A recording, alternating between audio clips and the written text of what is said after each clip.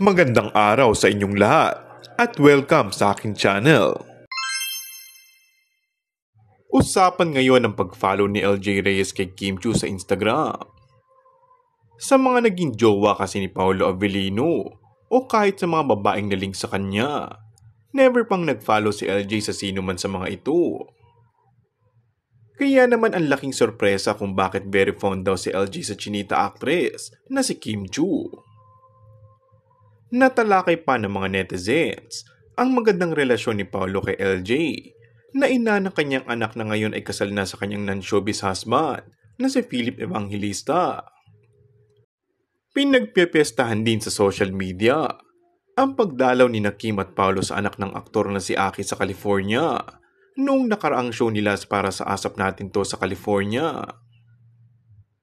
Viral din ang photos na naging bonding nila as if ipinakilala ni Pao sa binatang bagong naliling sa kanya.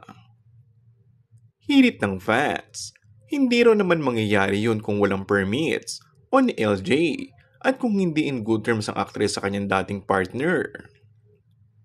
Dahil sa kaganapang ito, may spekulasyon pa ang Kim Pao fans na boto raw si LJ kay Kim na di umunay minamanok nito sa lahat ng mga babaeng naling kay Paolo kaya mega follow ito sa IG.